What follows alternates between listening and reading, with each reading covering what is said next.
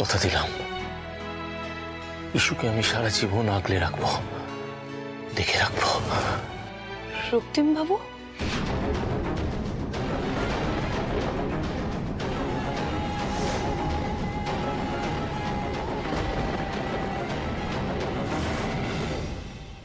ঋতুজাদি ইস্যুকে নিয়ে কি বলছিল? না কিছু না, ওই আর কি মানে বলছে যে দেখুন না উল্টোপাল্টা কথা বলছে যে বাঁচবে না, ইস্যুকে যেন আপনি সারা জীবন দেখে রাখেন, এইসব কথা বলছে, একটু বোঝান। ঋতুজাদি, তুমি কেন এসব নিয়ে দুশ্চিন্তা করছো বলো তো? তুমি সম্পূর্ণভাবে সুস্থ হয়ে যাবে, আমাদের উপর একটু ভরসা রাখো। আমরা তোমার কোনো ক্ষতি হতে দেব না, প্রমিস।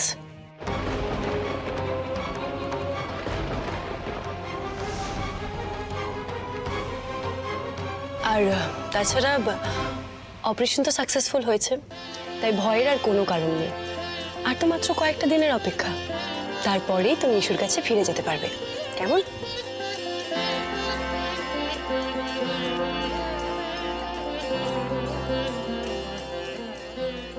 ইস্যু যে আমার সন্তান, ডালিকে আমি কি করে বলবো? কি করব আমি এবার? এই একটা সত্যি তো এবার আমার পুরো জীবনটাকে ঘেঁটে দেবে। এই দেখো, আজকে আমি তোমার জন্য নিজে হাতে রান্না করেছি। আমার কিউটি পাই কিন্তু খুব ভালো কুক। ওর হাতে রান্না খেলে দেখবি তুই একবারে আঙুল চাটতে থাকবি।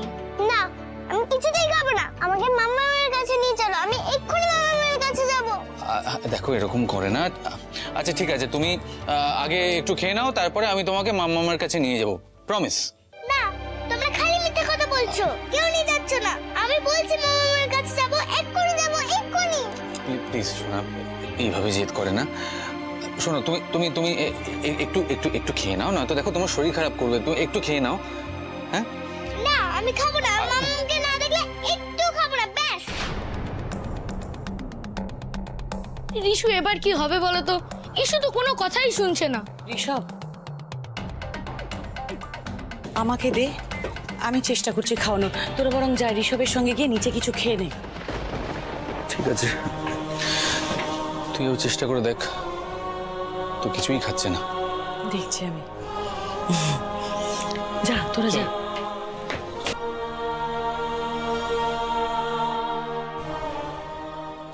ইস্যু, তুমি একদম চিন্তা করবে না, হ্যাঁ? এদিকে ফেরো, তুমি দেখবে তোমার মাম্মাম আস্তে আস্তে একদম সুস্থ হয়ে যাবে। তুমি সত্যি বলছো? হ্যাঁ সোনা, আমি একদম সত্যি বলছি। তবে মাম্মাম সুস্থ হয়ে ওঠার পরে কিন্তু তোমার অনেক দায়িত্ব বাড়বে।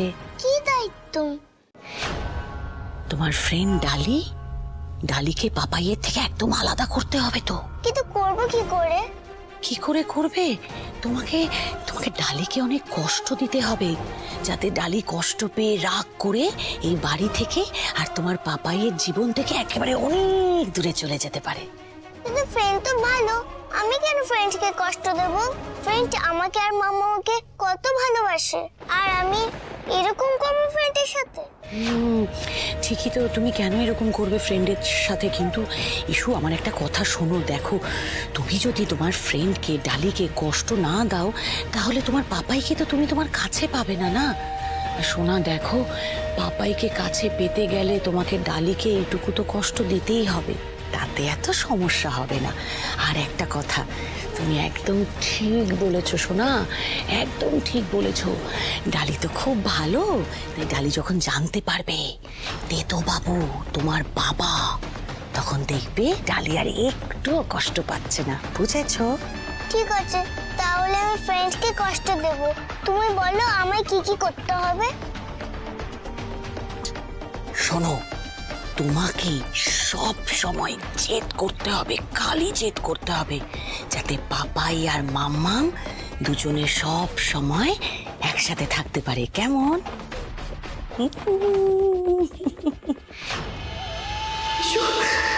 আমার আর সুমন নয়, তোমার আর আমার সন্তান।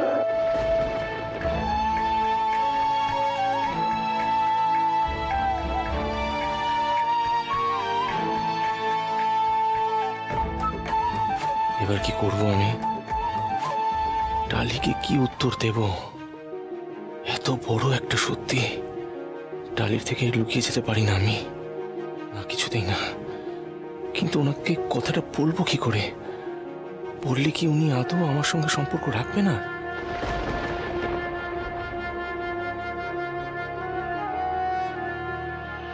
রক্তিমবাবু, কে? ও আপনি? কি হয়েছে? আপনাকে এরকম দেখাচ্ছে কেন? কি হয়েছে? কেন, কি হয়েছে? কি ঠিকই তো আছি। না বাঘ, টেনশনে ভয়ে কেমন মুখটা ফ্যাকাশে হয়ে গেছে। কি হয়েছে বলুন তো? আপনাকে এরকম ডিস্টার্ব দেখাচ্ছে কেন? এরকম ঘামছেন, কি হয়েছে? কিছু হয়নি, কিচ্ছু হয়নি। আসলে ওই ঋতুজার অপারেশনটা নিয়ে একটু টেনশনে আছি। ঋতুজার যদি কিছু একটা হয়ে যায়, বাড়িতে বাচ্চা মেয়েটা আছে, ইসুর সামনে গিয়ে আমি কি মুখ নিয়ে দাঁড়াবো বলুন তো? না না না রক্তিমবাবু, প্লিজ প্লিজ এরকম নেগেটিভ কথা বলবেন না প্লিজ। দেখুন, এখন সবসময় আমাদের ভালোটা ভাবতে হবে, ভালোটা দেখতে হবে। আর আমার না মন বলছে যে ঈশ্বর ঋতুজাদির সাথে আছেন, তাই তাই চিন্তার কিচ্ছু নেই।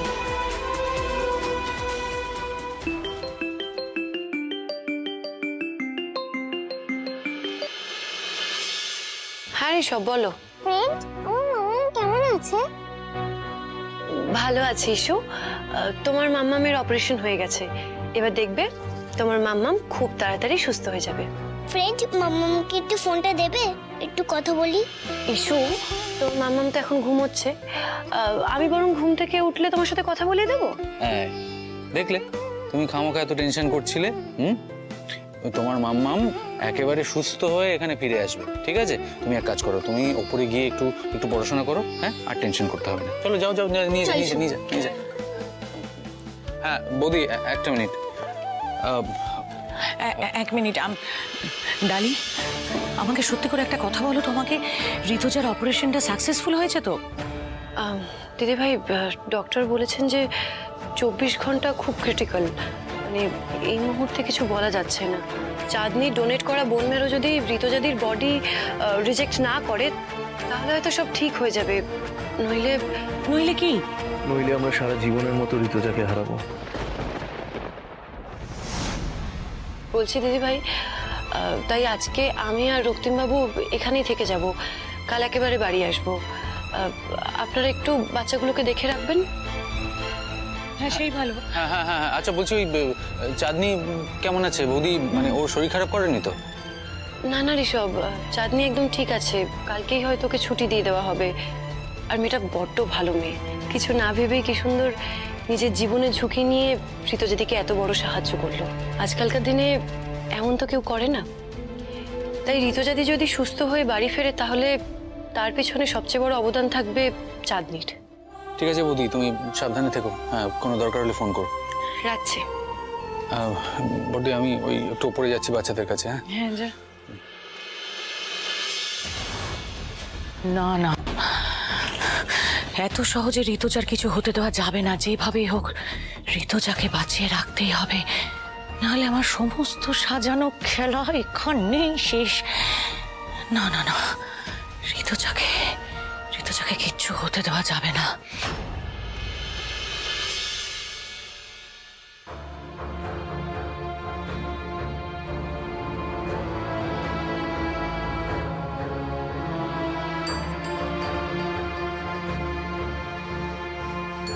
এই তো ডালি দাদা, বলছি। দিদি ভাই, সরি তোমার কি আপনি হঠাৎ এখানে? হ্যাঁ, আমার না ঋতুজাকে নিয়ে ভীষণ টেনশন হচ্ছিল, তাই আমি ছুটে এলাম। ডক্টর কি বললো, কেমন আছে ও এখন দাদা? সেটা জানার জন্যই আমরা এখানে ওয়েট করছি।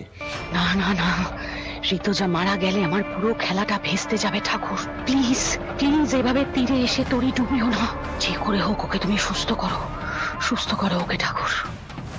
ডালি, ডক্টর, বলছি ঋতুজাদি এখন কেমন আছে? ফাইনালি বিপদ কেটে গেছে, উনি এখন সম্পূর্ণ সুস্থ।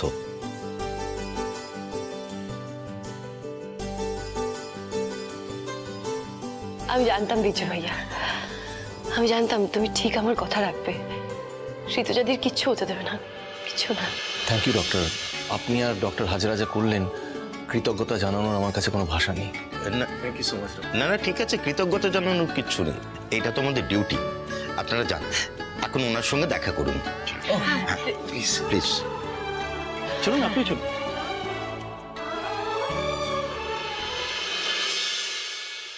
ঋতুজা, আড্ডি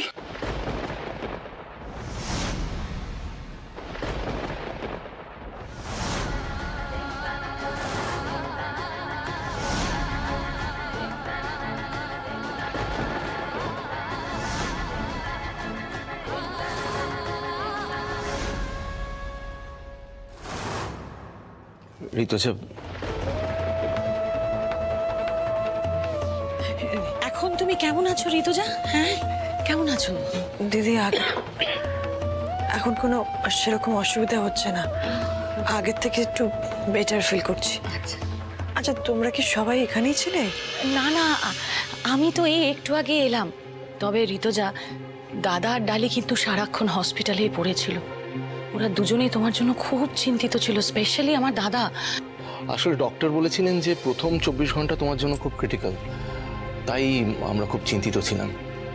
কিন্তু এখন উনি বলেছেন যে you are out of danger, আর ভয়ের কিছু নেই। এই সমস্ত কিছু একজনের জন্য সম্ভব হয়েছে। ডালি, এদিকে এসো। Thank you so much. আজ তুমি না থাকলে আমি এই লড়াইটা লড়ার সাহস পেতাম না। আজ তোমার জন্যই আমি একটা নতুন করে বাঁচার দিশা খুঁজে পেলাম। আমি কিছু করিনি ঋতুজাতে, সবটাই বিজ্জু ভাইয়ার ইচ্ছে। আসলে মাঝখানে একটা সমস্যা হয়ে গেছিল ডোনার না পাওয়ার, কিন্তু তারপর ঠিক সময় বিজ্জু ভাইয়া সবটার ব্যবস্থা করে দিয়েছে। অ্যাকচুয়ালি ডালি তোমাকে বোন ম্যারোটা দিতে চেয়েছিল, কিন্তু ওনার লো প্রেশার বলে ডক্টর অ্যালাউ করলেন না ডোনেট করতে। তাহলে আমার বোন মারও খেয়ে দিয়েছে? চাঁদনি দিয়েছে।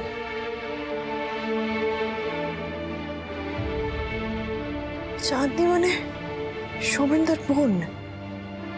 ও আমার জন্য নিজের জীবনের ঝুঁকি নিল? হ্যাঁ ঋতুজা, মেয়েটা খুব সরল মনের, কিন্তু মেজর ডেয়ারিং মেয়ে, হ্যাঁ সাহসী। চাঁদনি এখন কেমন আছে?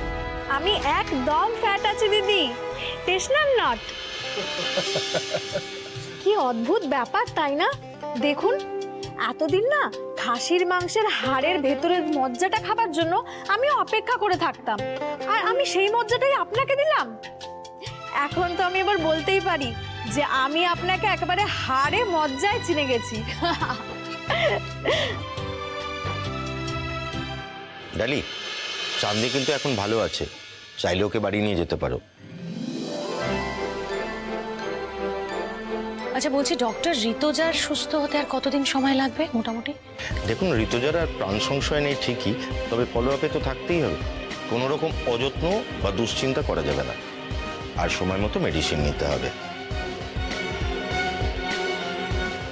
চিন্তা নেই ডক্টর, আমরা সবাই আছি। ঋতুজাদির যত্নে আমরা কোনো ত্রুটি হতে দেব না।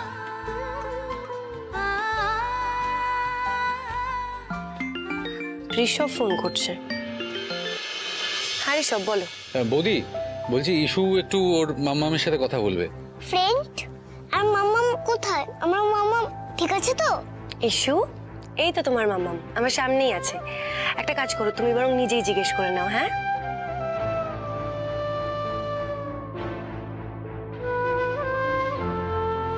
হ্যালো সোনা, তোমার শরীর ভালো আছে তো মাম্মাম? জানো আমি তোমাকে খুব মিস করছি। মাম্মাম, তুমি কবে বাড়ি আসবে গো? এই তো আমি আর একদিনের মধ্যেই বাড়ি আসবো। বাহ, তাহলে তো তুমি ওই ভাইফোঁটার দিন ফিরে আসবে, কি তাই তো? তাহলে সেই দিনটা আমরা খুব বড় করে সেলিব্রেট করব, কেমন? এই ঋষভ, বাকি কথা পরে হবে, বুঝেছিস? এখন ঋতুজাকে রেস্ট নিতে দে, আর আমাদের এই চাঁদনিকে রিলিজ করানোর জন্য সব ফর্মালিটিসগুলো করতে হবে। পরে কথা হবে, হ্যাঁ রাখছি। রক্তিমবাবু চলুন। হ্যাঁ চলুন। চাঁদনিকে রিলিজ করার ফর্মগুলো সাইন করতে হবে তো। এক্স্যাক্টলি। আর ডালি, তুমিও চলো। হ্যাঁ আসি আসি। আসছি।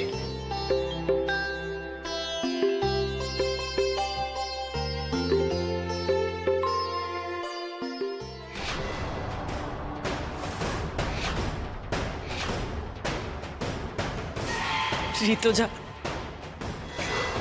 বিশ্বাস করো আজকে একরকম হসপিটালে আমি তোমার জন্যই ছুটে এসেছি। আমি জানি আজ তোমার এই অবস্থার জন্য আমি দায়ী। পারলে তুমি আমার অপরাধ ক্ষমা করো ঋতুজা। দিদি আপনি কি বলছেন? না, আমার ভাগ্যই আজকে আমাকে এই জায়গায় এনেছে। না না না, সেদিন যদি আমি দাদাকে তোমার সাথে বিয়ে হওয়াতে রাজি করিয়ে নিতে পারতাম না, তাহলে আমি সত্যি বলছি তোমাকে আজ এই অবস্থায় থাকতে হতো না। তাই আবারও বলছি ঋতুজা, নতুন জীবন যখন ফিরে পেয়েছো, নিজেরা নিজের মেয়ের কথা ভেবে সবটা গুছিয়ে নাও।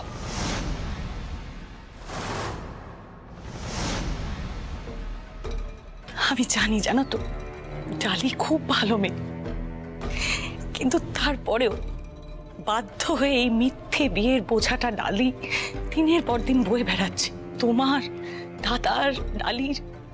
না না, আমি সহ্য করতে পারছি না তোমাদের তিনজনের দিনের পর দিন এই কষ্ট, এই পরিণতি আমি আর দেখতে পাচ্ছি না। আমি তাই বলছি ঋতুজা, এই সিচুয়েশন থেকে যদি সবাইকে কেউ মুক্ত করতে পারে, সেটা কিন্তু একমাত্র তুমি। ভেবে দেখো কথাটা, সাবধানে দেখো।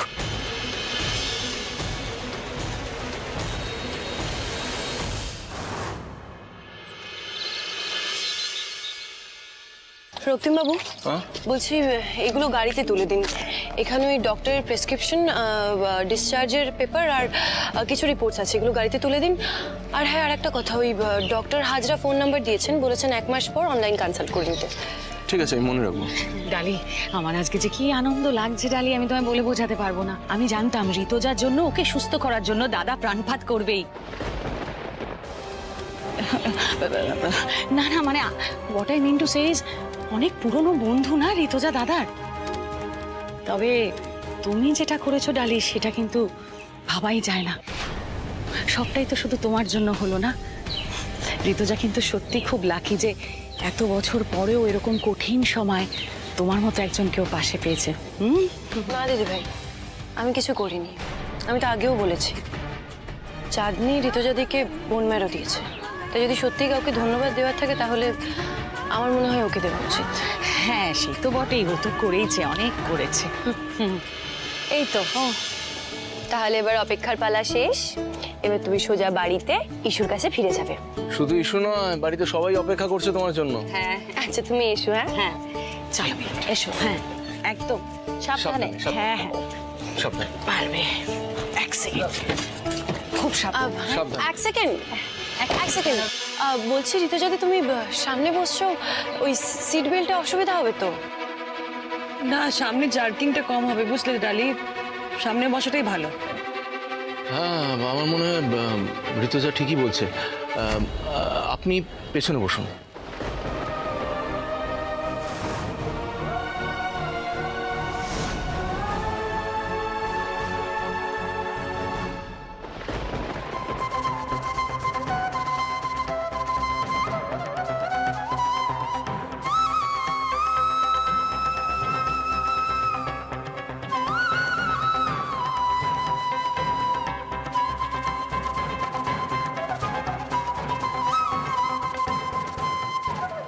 দাও, আমি সিট বেল্টটা লাগিয়ে দিচ্ছি।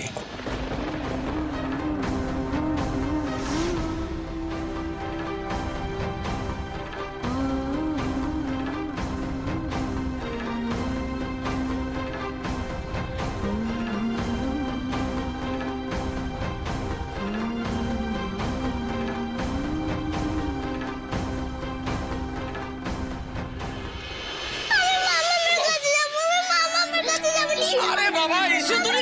ওই দেখো, তুমি কেন কান্নাকাটি বন্ধ করো? মাম্মা এক্ষুনি চলে আসবে, তুমি দেখো না বাবা। আরে রিকু তো বললো বাড়ির কাছেই আছে। দিদিমাম তো বললো যে মাম্মা তাড়াতাড়ি চলে আসবে, তাহলে এখনো আসছে না কেন? কত দূর আছে ওরা? ইসু দেখো, রাস্তায় নিশ্চয়ই খুব জ্যাম আছে, সেই জন্য দেরি হচ্ছে। হ্যাঁ, কতদিন হয়ে গেল আমি মাম্মাকে দেখিনি, মনটা খুব খারাপ লাগছে। ইসু,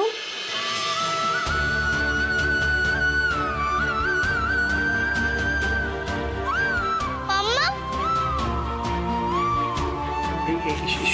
একটু সাবধানে, মাম্মামের শরীর খারাপ, লেগে যাবে। ওয়েলকাম ব্যাক মাম্মা। আমি তোমাকে কত মিস করেছি। আমি আমিও তোমাকে খুব মিস করেছি ইস্যু।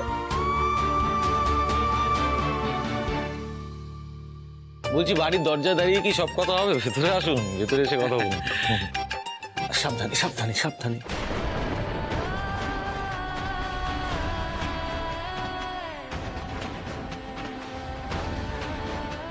সাবধানে, হ্যাঁ?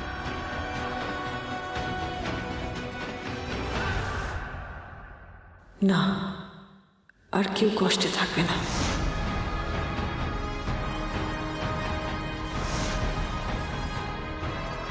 ডালি আর রক্তিম যদি একে অপরের সাথে খুশি থাকতে না পারে তাহলে এইবার আমিও আমার অধিকার আদায় করে নেব। রক্তিম ডালিকে ভালোবাসে, কাছে পেতে চায়, কিন্তু ডালি তো রক্তিমকে নয়, ওই সৌরভকে ভালোবাসে। তাই আমার আর রক্তিমের আবার এক হওয়া উচিত। তাহলে অন্তত ইস্যু ওর পাপাইকে ফিরে পাবে।